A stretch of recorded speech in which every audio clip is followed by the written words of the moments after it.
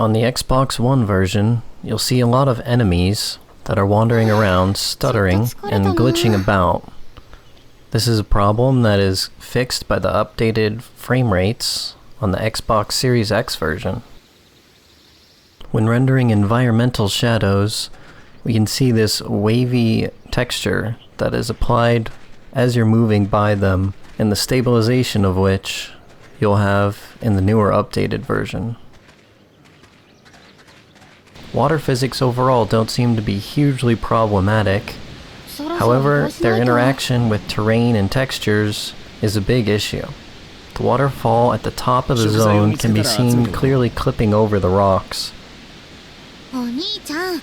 Whereas in the updated version, these textures are resolved, and the water flows much more freely, and the reflections look much more crisp, along with the surface texture of the water being smoothed out. Here is another example of the water physics. The Xbox One version with clear distinct lines and overlapping textures, whereas on the Series XS version these problems have been fixed, as well as the frame rate seems to make the water feel a lot more smooth and integrated. The Xbox One handles fabric animations and hair animations fairly well. I can only really see a minor increase in the quality of the flow of the hair due to the 60 FPS update. On this lookout at the town down below, environmental rock textures, as well as the rendering distances of objects, have greatly been increased. As you can see here in the difference of the rock texture that Yumia is standing on, as well as the base below being almost completely rendered in. When playing around with draw distances, I found this area pretty interesting. The fence in the distance disappears and reappears a short walk into the lake here, and you can clearly see it pop into existence as the draw distance closes.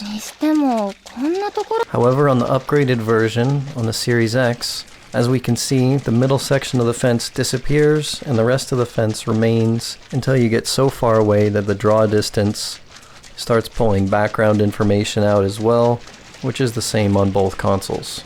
When synthesizing, a lot of flashy particle effects are used, which gives the game some of its more magical feeling moments. A lot of these particle effects remain longer and look better on the upgraded version. When scrolling through your inventory or menus, older version has a slight delay in loading objects in, whereas the newer version doesn't seem to have this difficulty. The high-intensity combat on both versions feels fairly similar. However, the finer inputs for perfect counters and parries can be done a lot easier on the Series X version, as well as the overall quality of the textures looking much crisper. One main thing to notice is that NPC behavior was changed or updated drastically between the two versions. Here, seen walking through the Willix village, the street is empty and the NPCs are A-posing in almost every instance. But here, on the Series X version, NPCs are freely walking through the village, having little conversations. Some of the A-posing problems have been slightly resolved into faint, idle animations. One of the first things I wish I knew before I started is that the Xbox One version only contains the Yumia's Black Rose Magician outfit and the Beach Day swimsuit outfit collection. The rest of the DLC outfits, Flammy's outfits, the backpacks, and the 3 DLC map areas are all incompatible with the Xbox One version, regardless of the fact that they are often bundled together in the store. So be wary. However, if you have purchased the Xbox One version of the game and want to explore the DLC zones and enjoy the outfits, you can ask an AI like Gemini to get you a direct link to the Microsoft Store for the Atelier Yumia upgrade pack, which will allow you to buy the Series X version for about $10 US. The second main point is earning skill points. Randomized quests will appear throughout the game and often refresh in between each quest you do. These range from delivering items in your inventory, crafting small objects like medicines, or hunting equipment back at your base, or some involve monster hunts. These quests are a prime way to earn skill points. These quests will refresh when fast traveling around, completing other quests, or even on a countdown timer. In between doing these random quests, exploring the map, opening treasure chests, unlocking fast travel, and solving puzzles will all gain you SP, as well as allowing the random quests to refresh. When choosing where to spend your skill points, I spent quite a bit before I realized what I really needed. The particle gathering upgrades were one of the most useful upgrades I found. This means that when you gather particles from mana geysers or complete mana crystals, you'll gain much larger amounts of particles, as well as bigger particles that can be broken down later and used to level up all your recipes to their level 10 states. Beyond this, leveling up your items requires your quality level to go up, and getting to the 999 quality limit as fast as you can was key to creating better weapons and better armor and surviving the fights. While upgrading the items you pick up to higher rarity increases the quality of your synthesized items.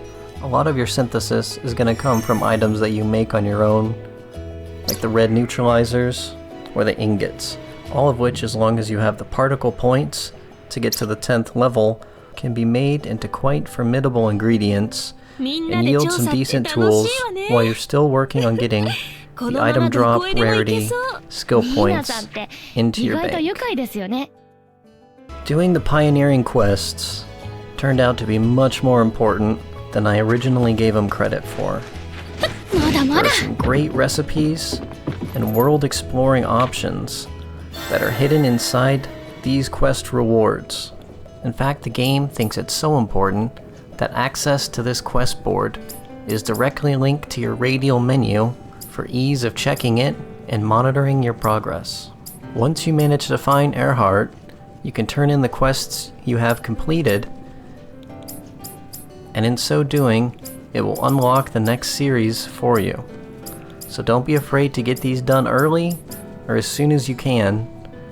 Not only does it unlock shops in the area with traders that sell unique blueprints for your base building, but it also gives you a mass amount of skill points to use at your leisure. One of the things I missed in the first few ruins I explored was scanning the memory vials scattered about.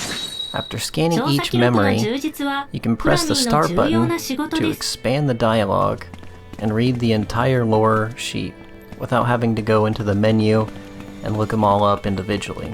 Not only are these lores relevant to the area in which you found them, some of the information is very interesting on the past of this ancient civilization.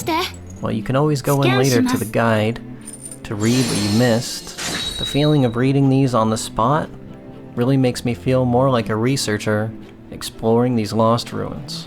And finally, the last thing I wish I had done from the beginning was to just gather everything.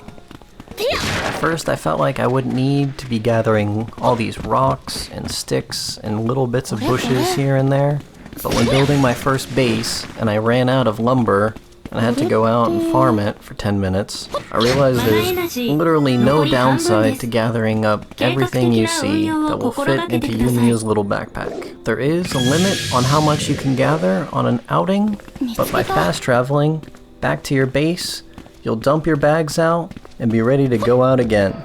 When your bag is getting close to being filled, a small icon appears on your screen which lets you know that you're reaching your carrying capacity. As well as every time you pick up an item, you have a chance at obtaining a different rarity of that item and in different quantities. So the more you gather, the more chances you have at getting high-rank materials for your synthesis creations. If you find yourself lacking a certain item or ingredient Searching for that item in your guide will provide you with a list of places to find it, as well as marking it on your map to save you a headache of remembering where that flower was, as the assets for the flowers and bushes are reused but yield different items depending on where you are or the time of day. Certain flowers only appear at night, while others enjoy the sunny reaches of tall cliffs. Well, that's all for now. I hope you enjoyed this video and found something helpful, whether you're wondering about which version to buy or what things you should be focused on as you begin your own journey. And look forward to more videos in the future as I continue investigating the mysteries of the Aladis Empire.